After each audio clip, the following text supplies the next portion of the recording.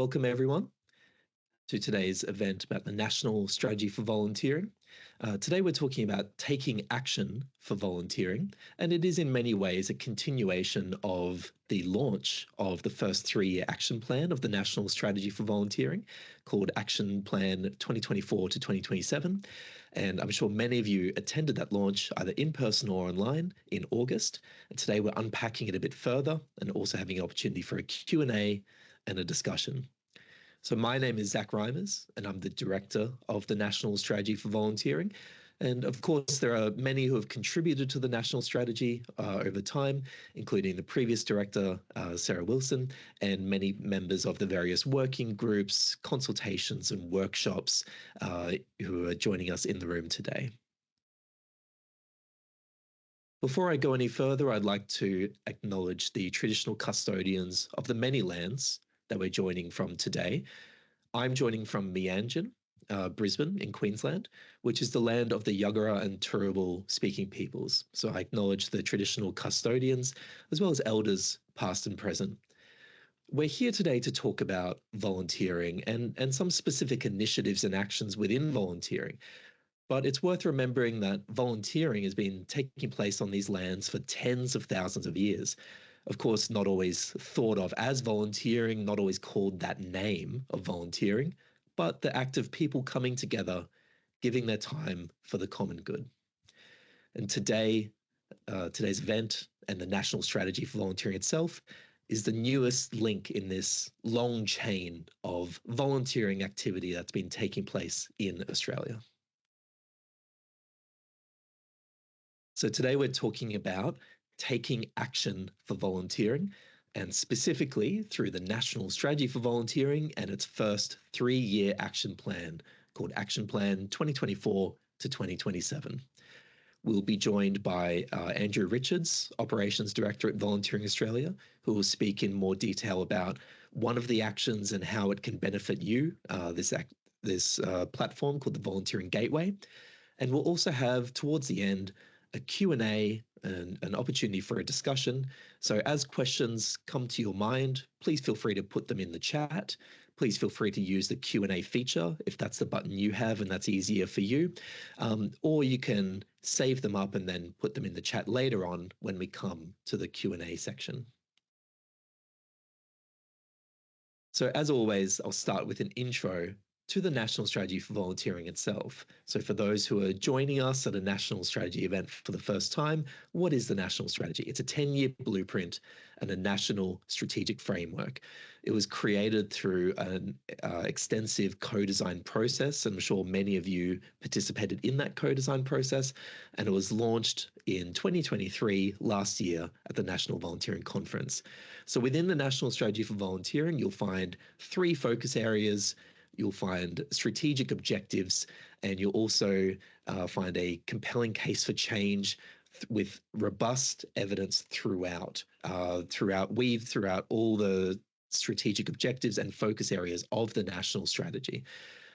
Within it, there's this unifying vision, and that vision is that volunteering is the heart of Australian communities. So that vision was the culmination of all the co-design work and the many, many thousands of contributions from all across Australia. So let's talk about that vision a little bit more. Volunteering is the heart of Australian communities.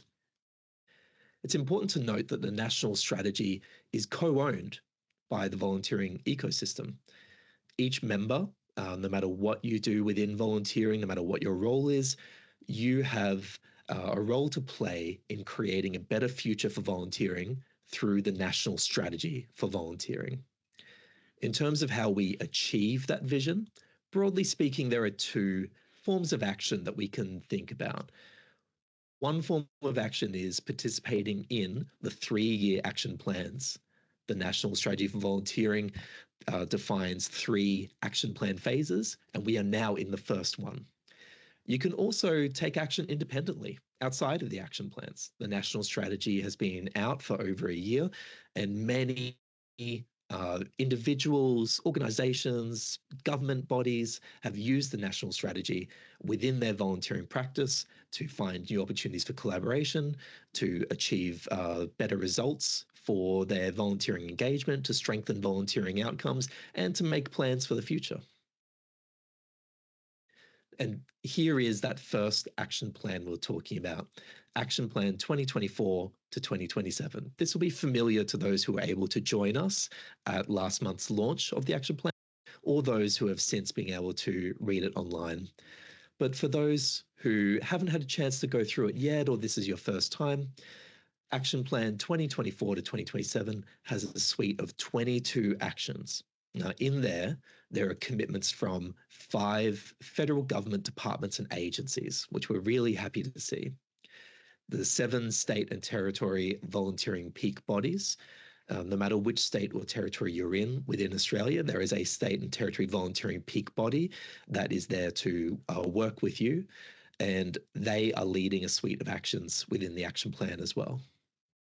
There are also actions for the National Strategy for Volunteering Research Working Group, for Volunteering Australia as the national volunteering peak body, and Justice Connect, a organisation that I'm sure many of you have used their resources over time. They provide valuable assistance to volunteers and volunteer-involving organisations. So the national strategy, it is for everyone. And so is Action Plan 2024 to 2027. This was a really important aspect of the design of the actions overall and how they're communicated in the action plan. So there are actions from lead stakeholders, those that I mentioned just before, but those represent commitments over the 3-year period that those lead stakeholders are going to deliver. But these are complemented by supporting actions. So the supporting actions are accessible opportunities to participate, to share actions, or to benefit from them. No matter what your role, there's an opportunity to be part of Action Plan 2024 to 2027.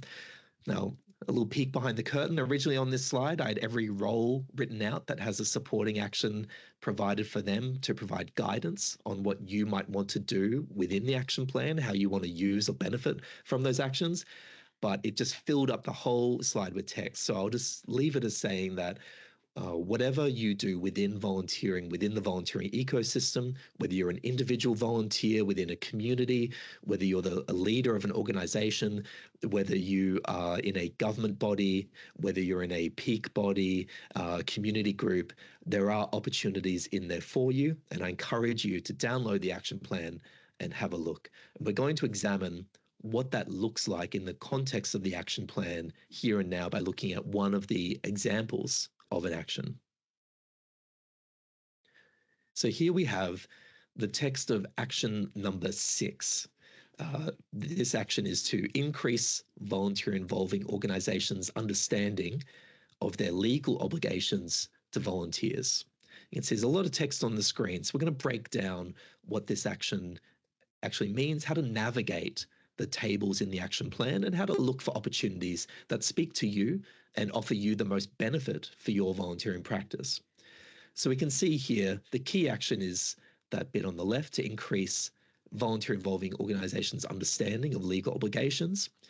And then there's more detail in that next column along, the overview, right? Names the lead stakeholder and provides a bit more detail on what this action will look like as it's delivered over that 3-year period. So in this case, Justice Connect will deliver a suite of training and resources for volunteer-involving organizations and volunteer managers on their legal obligations for volunteers. This initiative will equip volunteer-involving organizations to legally and safely recruit and manage volunteers, ensuring volunteers are protected and that volunteers understand their rights and responsibilities. So there's a bit more detail there. Further detail on what this actually looks like in practice, that will be determined by the lead stakeholder over time. They'll do their own investigative work, their own design process to find out the best way to deliver this. And we know with Justice Connect, we're in safe hands. There's the National Volunteering Guide that I'm sure many people have used, where it goes through and talks about some of the rights and responsibilities within volunteering that we should be aware of. So that's the key action. That's the lead stakeholder. That provides clarity on what this action looks like from the perspective of the lead stakeholder. What we want to talk about today is what could you do? What could you do to support this action, to participate in it, or to benefit from this action? So we see here towards the right-hand side, we have this supporting action column. And we've given some examples of how this action is accessible for you. And in some cases, it's later in the 3-year period when a certain milestone has been achieved. So in this case, we can see that there's a supporting action outlined for volunteer involving organizations, which is to then use the resources and training that come from this action and adapt your onboarding processes to use them to provide better understanding of the legal obligations as part of the onboarding process for volunteers that you are engaging through your team. We also have a label there, volunteer enabling groups. That's kind of a wide badge we've put on there that can involve lots of different organizations. So we've explicitly called out the state and territory volunteering peak bodies, volunteer resource centers, and volunteer support services as organizations that typically provide this volunteer enabling role. What could they do? Well, the suggestion is that they could share the resources when they're ready and share the training, and consider including those resources in workshops and training that they provide. Many of these volunteer enabling groups run workshops and training of their own and create resources of their own. So could you embed the resources that come through this action from Justice Connect into those other activities for greater efficiency, for greater alignment, and to support the delivery of the action plan and the national strategy itself? So this is just one example. Throughout, you'll find many opportunities to get involved through supporting actions. So this is one action out of 22, and some have more supporting actions that are listed there, some have fewer. But the key thing to note is that, like the national strategy itself, the action plan is the most valuable, useful, and impactful when its actions are used, when its actions create benefits for volunteers, for volunteer involving organizations, for beneficiaries of volunteer services, and for managers and leaders of volunteers, and for anyone else involved in the volunteering ecosystem. So that's why it was so important to lay out in the action plan how people can contribute to actions, be a real tangible part of the action plan to benefit from them and share them. But you also may uncover other opportunities to support actions that get rolled out over time. I hasten to add that it's a 3-year action plan. And so, like the national strategy itself, there will be more things that get developed over time in that 3-year window and more opportunities that will be created. So that's an overview of how the supporting action column works and how to navigate that when you're reading the action plan itself. Another way to take action through the action plan is through actions that are for the coalition of support or volunteering ecosystem. So these are actions that are designed to be more accessible entry points for people to directly contribute to Action Plan 2024 to 2027 through these guided commitments that have been outlined. What is the Coalition of Support? It's a network of groups that are making a public commitment to the National Strategy for Volunteering. If you join the Coalition of Support, the commitment is unspecified. You're saying that over the 10-year lifespan of the National Strategy for Volunteering, you will, in your own way, take action to implement the national strategy and to help achieve its vision. So what these actions in the first 3-year action plan offer you is an opportunity to make a more guided, more specific commitment if it's right for you. You have the opportunity to be part of it, but if there's another stronger way that makes more sense for you to implement the national strategy outside of the action plan, you're encouraged to do that as well. There are 3 actions that are outlined for the Coalition of Support in the first 3-year action plan. One of them is to establish a mechanism to channel the voice of volunteers into policy and practice. So there's more detail in the action plan itself, but an example of what this could look like is by creating a volunteer advisory committee or a panel, bringing together a representative group of volunteers to provide feedback on changes, on policies, on the volunteering experience to help provide that vital link between, if you're a manager of volunteers, between your management, your engagement, the policies that define your approach, and what the experience is actually like for volunteers in the team. Having that feedback loop, having that real direct connection and that empowerment of volunteers to be able to speak for themselves and represent their experience, that's a really important part of achieving the national strategy and specifically the strategic objective to focus on the volunteer experience. There's also Action 11, which is to communicate the value and impact of volunteering.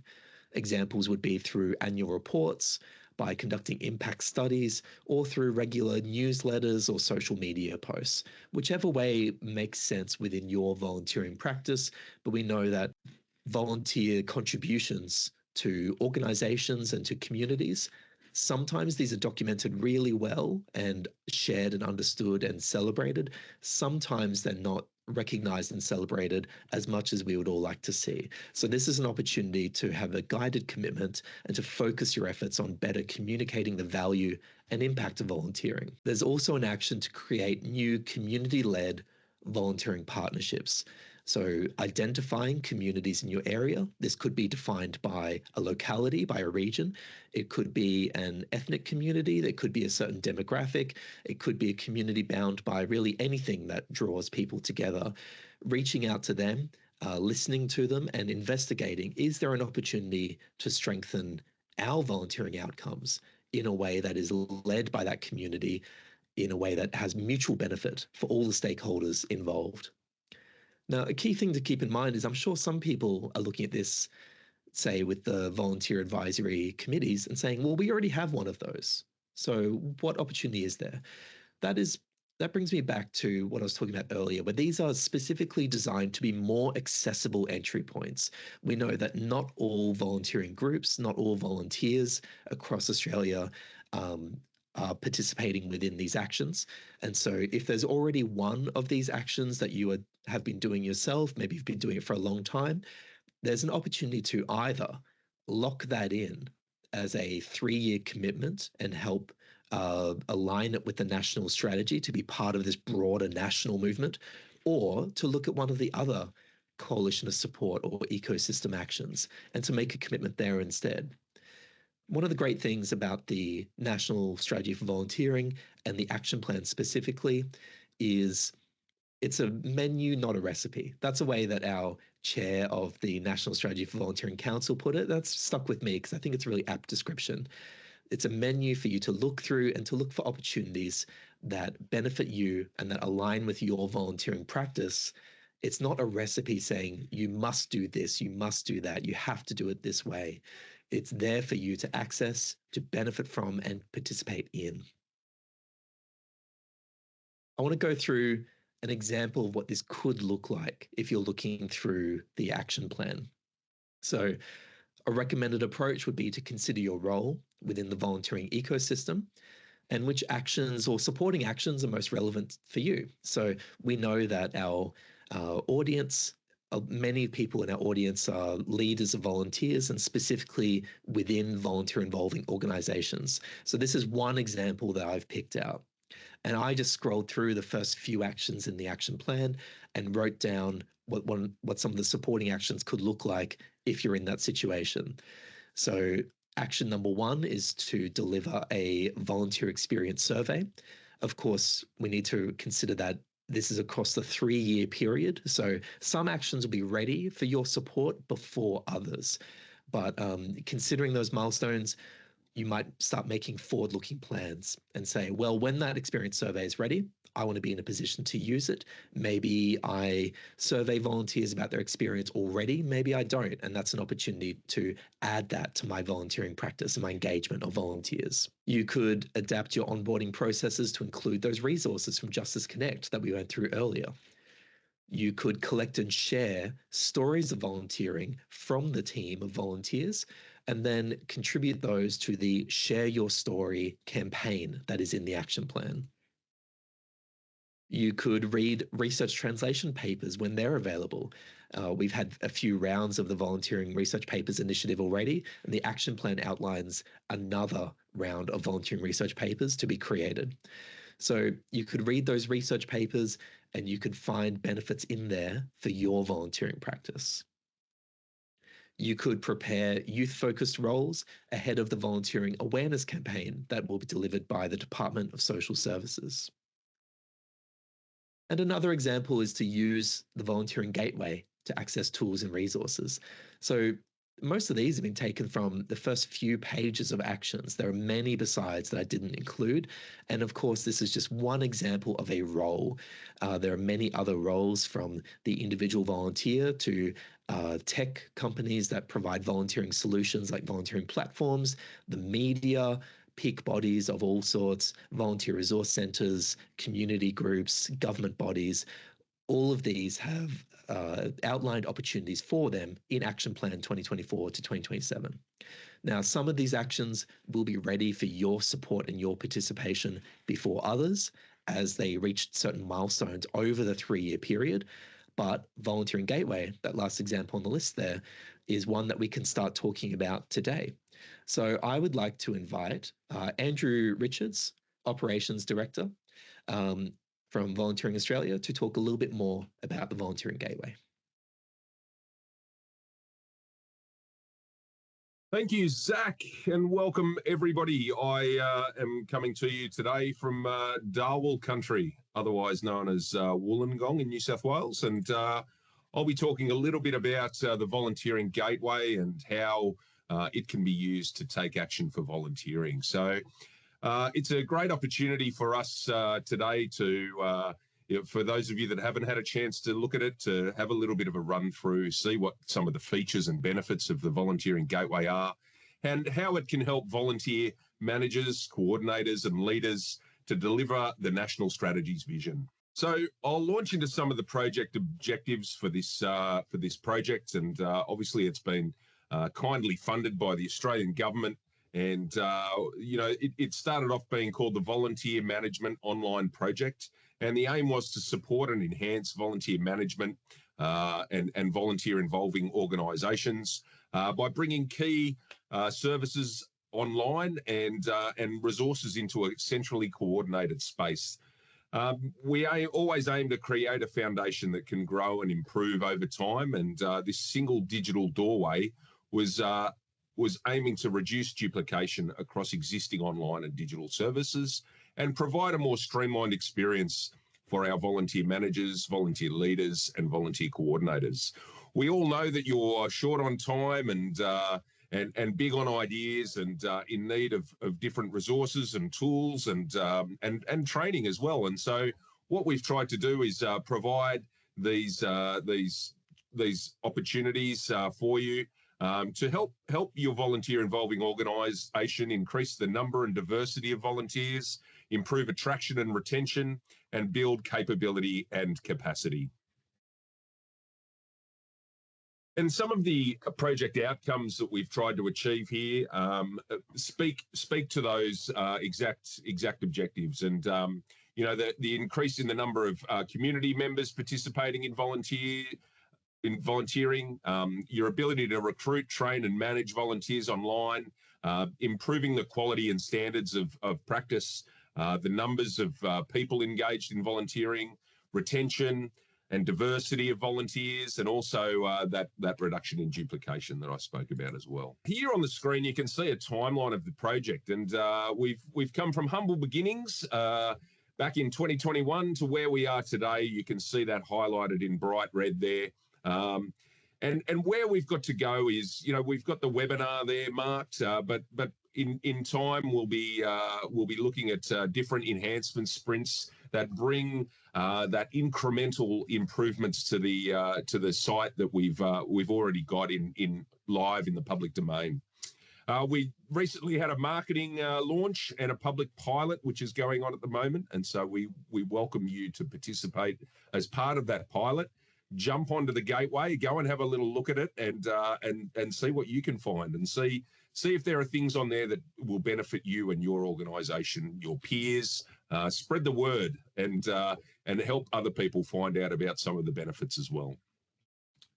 We want to take you through a little bit of a journey that we've been on, and that journey starts with the discovery phase, where we spoke to a number of you. Actually, I've had a look at some of the people online, and there are some familiar names and faces out there, people that contributed their valuable ideas, that gave us input into the process up front. And we were able to take some of those ideas and hopefully turn them into a reality. So I'd like to personally thank all of you that are online today, and those of you that have contributed along the way. We have reached out on at a number of different occasions, but one of the big early opportunities to participate in this project was as part of the user research, and through that user research, we developed some personas of the people that we were trying to reach as users of this site. And we're seeing here 3 different personas, but they speak to the things that we heard about, and they are that there are a lot of volunteer managers out there that are highly experienced, and that they want their skills and knowledge to be extended. And so in doing so, we've provided some fairly high-end research articles and things that stimulate you to go above and beyond with your career as well. There are plenty of training opportunities out there as well for people that may take their career to the next level. So we're aiming to provide information and training to not just those people, but often they lead teams of people as well, and so the other members of their teams may benefit from this as well. The second persona that you can see there is the overwhelmed volunteer coordinator, and this role speaks to the beginner or entry level person that's put in charge of looking after lots of volunteers. And so what we were trying to achieve here is some fundamentals and some instructions and guidance to help you on that journey, help you feel a little bit less overwhelmed, and have some sage guidance along the way that can give you the tools and the resources and the training opportunities to benefit you in your role. And in the last persona there, we have the time poor volunteer leader, and this speaks to the intermediate role that is up to their eyeballs with people to manage and things to do and administrative tasks to perform. The realization here was that people don't have huge amounts of time to go searching, hunting, looking. They want easy, accessible, simple and practical information at their fingertips. And by pulling all of this information into a central space, that's hopefully what we're trying to achieve here, and the types of people that we're trying to appease. I'm going to talk about a few of the design features that bring some of these things to life. You can see here that the homepage for the Volunteering Gateway, I'm going to start at the top of the page. There's a purple bar across the top there that links to about the gateway and how volunteers can have pathways from the site. I've mentioned, Zach's already mentioned the national standards and the national strategy, and there are direct links to those important pieces of work there that allow organisations to move to the next level. There's an opportunity to make a suggestion and another area where you can contact not just Volunteering Australia, but other volunteering peak bodies in the states and territories as well. In the next row there, you'll see the logo. Then we're looking at, obviously, the home button, which will take you back to this page. Resources, which is a whole repository of different resources, from research right through to guides and practical examples. There are templates on there. There are all sorts of things that are really going to help you in your role. The next little area there relates to technology, and this is the start of a compilation of leading technology solutions in Australia. And you'll notice there that there's about 10 there at the moment, and that was our sort of goal to launch with a quorum, I guess, of solutions that were available to people. But we are hoping to expand that into the future and take that to the next level as well. The next area there relates to training, and so what you'll find here is a consolidated list of all the different training opportunities from right across Australia. You used to have to go to different sites to find these sorts of things, but now they're in one central place. And what that allows you to do is find things that are relevant to you, regardless of whether they're in the state or territory that you live in, or that you can physically visit. A lot of these training opportunities these days are online, just like this meeting. So there's no geographical restriction to access those, and you can go in there, you can make the booking, and attend the different training courses and opportunities as you see fit. The other little areas that are worth bringing your attention to there, you can see my name there in black. That is by virtue of me having signed in with a user account. But, if you hadn't signed in, you'd see something that said create account or something similar, and that enables you to create a little account. And I'll talk a little bit more about that later. In the main section there, you'll see a little search box. It's a bit like Google. You can just type in the keywords or what have you that you want to search for, hit that search button, and then you get a mix of results from those different areas that I was just talking about. And I'll talk a little bit more about that too. So let's dive into search and what it does and what it looks like.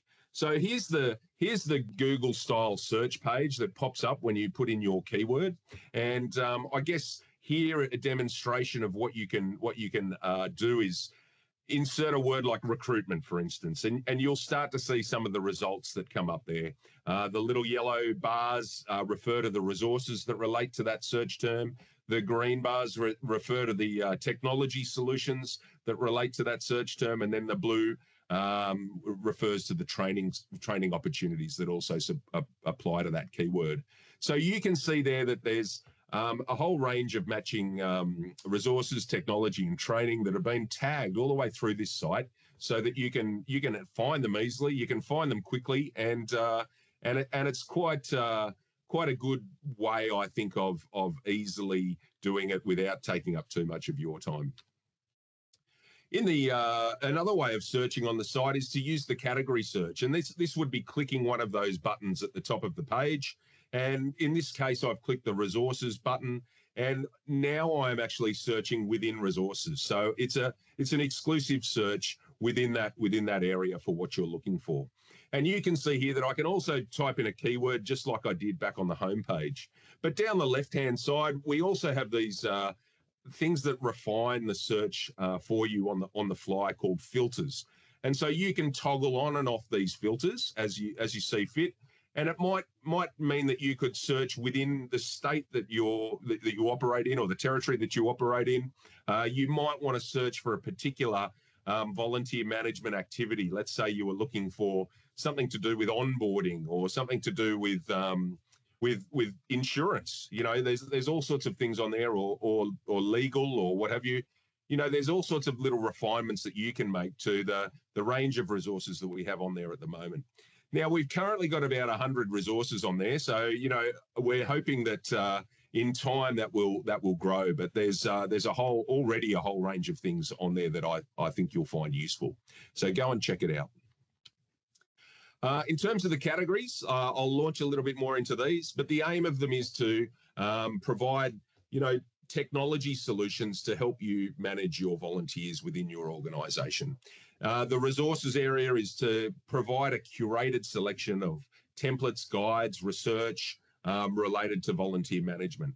And the training section aims to bring you a training from across Australia to help improve your practice and support your team's growth. So you can start to see there that each of these areas are targeted exclusively on the volunteer management practitioners out there, and we're hoping to bring you the right tools and technology and training to help you in your roles. Here's a little screenshot from the technology page, and you can see there that, again, you've got the same search functionality and the same filters down the side. What we're trying to do here is to bring you some technology listings. And here's an example of one that is from B Collective, where you probably clicked on one of those results from the previous page, and it takes you into a reputable market-leading provider in volunteer management software. We've tried to get rid of the fly-by-nighters. I get 20 of these on my email every other week that that come in from some random email address. But what we've tried to do is curate some of the more reputable software providers in Australia to sort of weed out some of the ones that might not be quite as relevant for your organisation or your data management solutions. So each solution is going to be tagged with filters relating to user needs, things like sector, things like organisational size, and different features that the software offers. And you can see a lot of those tags listed in the left-hand grade column there. And the intent is on the right-hand side, is to try and summarise the solution to provide you with an opportunity to compare the different solutions within this marketplace.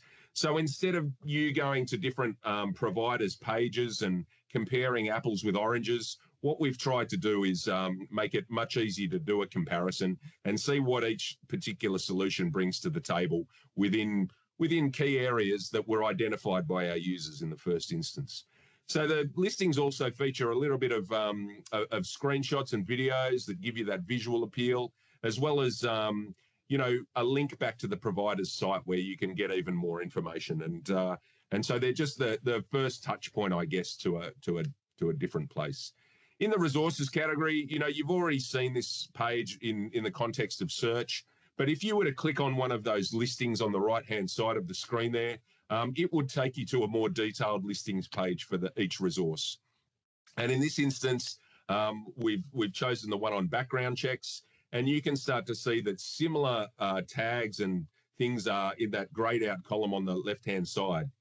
What you may or may not have noticed is that at the top of the page, underneath background checks, there's a little purple tick, and the little purple tick indicates that it's aligned to the national strategy and the national standards. And we see this as one of the real features of the site, is that, let's say, like Zach was talking about earlier, you were trying to hit one of those national strategy focus areas. You'd be able to click on one of the filters there that pertains to the focus area that you were trying to meet, and you'd have a whole selection of resources that were relevant to that particular area. So it's kind of like a really, really good enabler for organisations such as yourselves that are trying to take action on the national strategy, that are trying to meet the national standards, and it's a neat little way of, I guess, categorising some of those resources so that you can make it a little bit easier for yourselves to implement. I guess the intent is also to summarise the resource to provide you with sufficient information, and you can see some of the headings there, or the subheadings, where we've tried to demonstrate the benefits to volunteer managers, volunteer organisations. It's also structured and tagged to provide rich search engine content and drive traffic to the site. So it's not just searchable within our site, it's also searchable on Google, on Bing, a lot of those common search engines that are out there. The full resource is often featured on another site, and if you were to click in that downloads and sources area in the purple at the bottom there, it would generally take you to the site where that where the source of that information is hosted. And we are obviously very keen to attribute the authors and so on for the relevant resources, and we do so at the bottom there. You can see a little link back to the people that have created this particular resource, so that we give them the recognition that it's not. It has been their resource and their efforts that have contributed to creating it. I'll talk a little bit more about the training area now, and you can see there that it's a similar sort of layout, except we're maintaining that colour theme of blue rolling through for training activities. And here you can click on any one of those little boxes there that, there's the same filters and the same search functionality. But any of those boxes, if you were to click on more details, it would take you through to the site where you could make a booking for the various training activities. So what we are trying to do on this particular page is just give you a short summary of what the training's all about. And you can see in that first box there that it's a masterclass on the top legal issues in managing volunteers with Justice Connect.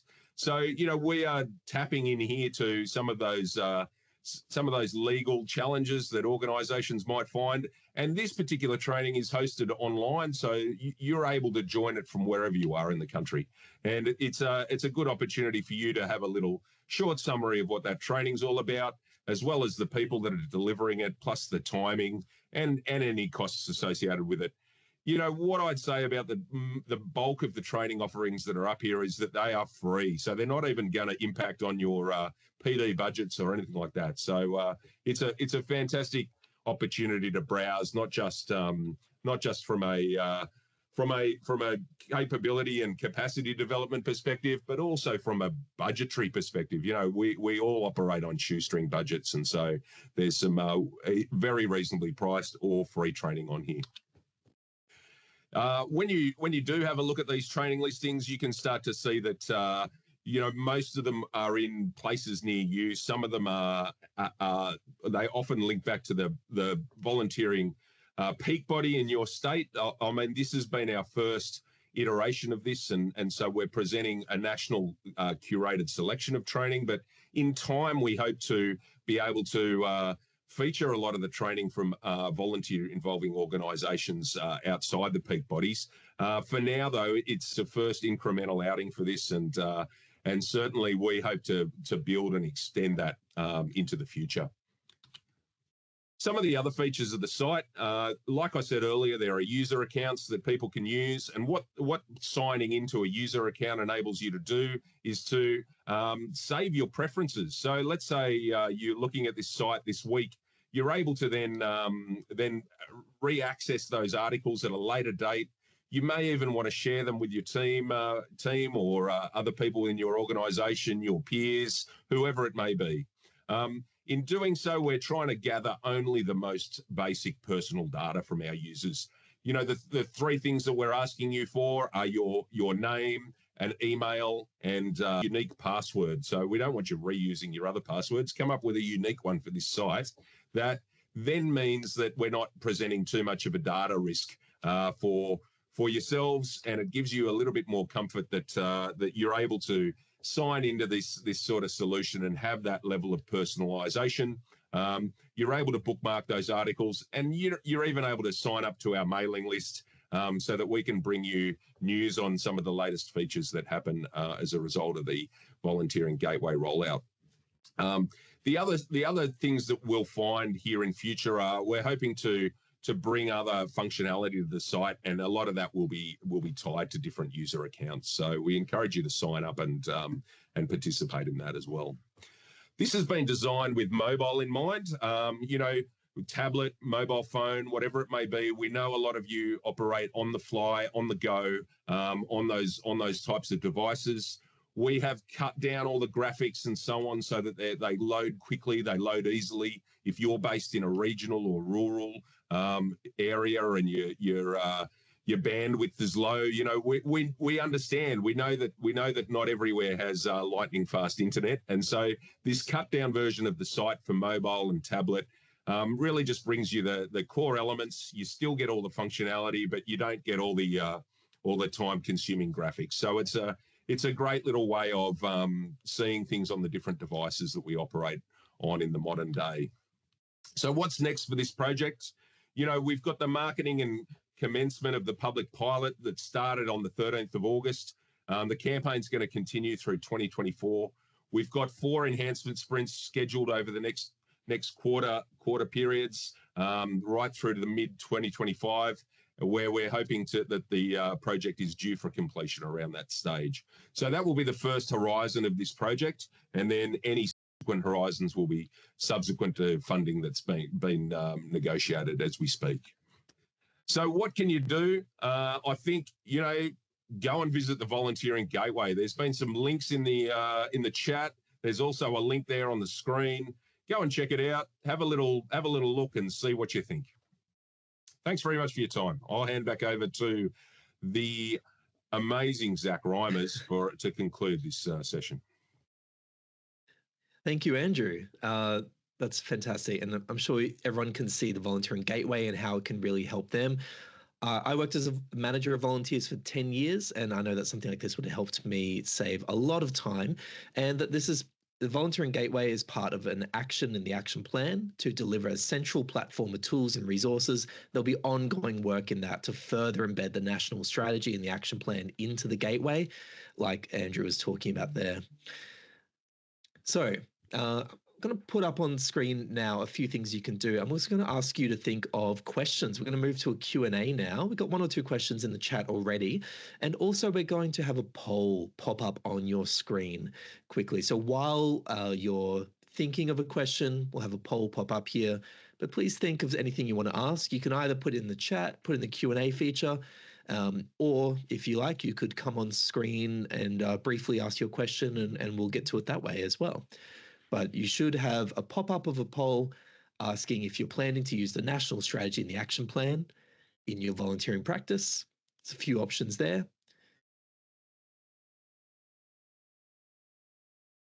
And while people are ticking away at that one, most people have intentions to use the action plan, but haven't considered specific actions yet. And of course, that makes sense as we're 3 weeks post-launch in that 3-year action plan window. So one of our goals is to help you understand the actions and consider what works for you in the action plan. But we can also see a slim majority do have plans to take action in various ways, which is great to see. All right, so please put in any questions you have into the chat or raise your hand. But Andrew, there's a question in here from Debbie that I'll throw to for you. Is Volunteering Gateway targeting professional volunteering managers? You know, we can assume we mean sort of paid volunteer managers in this way, or people where that's a dedicated role. And Debbie notes that some of the information could be a bit overwhelming for a completely volunteer-run organization. Look, Debbie, I know that there's a lot on there, and in doing so, we've brought you a very diverse offering of resources. But what I am pleased to say to you is that, you know, this isn't just targeted to professional volunteer managers. This is targeted to volunteer managers, to less experienced volunteer managers, to more experienced volunteer managers. There's a little bit of something on there for everyone, and it's probably just a matter of you know, doing some of that search on the terms, you know, applying a few of those filters. You know, we even have filters on small, medium, and large organizations in there to try and bring you organizational relevant materials for your particular size of your organization. So if you're a small volunteer run organization, maybe I'd suggest to you that you first make a search for the subject matter, material, or keywords that you're interested in, and then do a little bit of a refinement, and that will hopefully remove some of that overwhelmed feeling that you're feeling at the moment. Mm. And we have a couple more questions coming in. We've got one that's more that I'll field, that's more to do with the action plan itself, which is what happened with suggested actions that didn't make it into this action plan. And so through the co-design process, you know, there were hundreds and hundreds and hundreds of suggestions of what people wanted to see in terms of activity through the action plan. These ideas were then collated around themes, further developed, especially with the vital assistance of the establishment design team, who helped a lot in that regard. And then these ideas were presented to stakeholders that would be in a position to make a commitment to help deliver that action. We're normally talking about national level bodies, given that it's the national strategy for volunteering. The actions that were supported with commitments are in the action plan. They make up that 22. But the actions that were not have been included in the action plan sort of as an appendix towards the end to make sure none of that progress is lost. They can be considered for future action plans. Some of them need a bit of foundational work in the meantime, or they could serve as inspiration for any groups that are looking to progress action that's in alignment with the national strategy, but not specifically one of the actions in the action plan, but they're in a position to do something. You've got pages of suggestions for you that came out of the co-design process. So I'd encourage you to have a look through there as well and see where inspiration strikes. And we've got a question from Michelle, and this one's for you, Andrew. It talks about the audience for Volunteering Gateway. So Michelle asked, should we encourage volunteers to join the Volunteering Gateway? And I guess there's an opportunity for us to talk about what's the primary audience. Yeah, look, Michelle, I think the primary audience for this, as we mentioned earlier, is really people in those volunteer management roles, people such as the volunteer leader, the volunteer coordinator, the volunteer manager. I know that there's so many more different titles, but I think you get the gist of the volunteer management practitioner or something similar. Should we encourage the volunteers to join the Volunteering Gateway? Well, I guess there are indirect resources for volunteers on there. And so what I would say to you is rather than directing them to the gateway and just saying, hey, go here, why not take a particular resource that you think would be valuable for them and kind of share or reinterpret it in your role to kind of guide them in the way that you want them to be guided in the context of your particular organization. So I guess that's the real intent behind it. It's not so much for volunteers to go there directly. However, there are useful things on there in case volunteers do go directly. Things like recruitment platforms. If people want to seek out a volunteer role, there are a range of different technology solutions that they could be referred to. There are contact points, for the volunteer state and territory volunteer peak bodies who can be that neat little first point of call and redirect people down to volunteer resource centres and other different organisations that may suit their interests and so on. But we don't aim to be the one-stop shop for volunteers. However, we do aim to appease that primary audience of volunteer management practitioners. So I hope that helps clarify. Mm. Yeah, that's a great way to do it, because when the manager of volunteers picks out a resource that they say is valuable and is relevant to the team, that's going to be immediately more trusted, and you'll probably have more success getting people to read it and implement it. We've got a couple of questions from Mauricio about volunteers and mental health challenges, making sure people are safe and feel valued, looking for strategies and tools. I'm going to combine these questions into one, because there isn't an action that is 100% about mental health and supporting volunteers who may be experiencing challenges with their mental health. But what there is there's an action around creating a representative forum that can discuss all sorts of barriers to inclusion and accessibility, and making sure volunteers feel safe and supported. So that is one of the actions that we rolled out over the 3 years, because we found that having a forum where experts and representative groups who represent people with particular needs or particular barriers that they may experience, bringing them together, having a dialogue, allowing those people to share, here's what works, here's our expertise, we are telling you, here's the barrier, here's how to address it. And then sharing that knowledge with the volunteering ecosystem is a really powerful way to do it. And allowing those groups to come together to establish that dialogue with each other as well. So that is one of the actions. And we can see mental health as being part of that broad group, but there isn't an action in the action plan specifically about just mental health. But we would encourage you to look at the national standards. We would encourage you to look at the national strategy itself. There's a strategic objective around volunteers being safe. And also, and here's a plug for the Volunteering Gateway, to have a look on there and see what resources you can find that are relevant to that as well. Andrew, this has worked out really well. We're going back and forth. I've got another one for you. This is from Adele this time, talking about adding a chat element. So, volunteer managers can chat to each other. Is there something like that that's being considered, or any sort of broader community, aspect of Volunteering Gateway? Yeah, do you know what, Zach? I even feel that name is a little bit familiar. Like Adele might have participated in some of our sessions along the way. So, firstly, Adele, thank you very much for your contributions and your service. We do appreciate all the suggestions that we've received as we go along, and that was a fantastic one.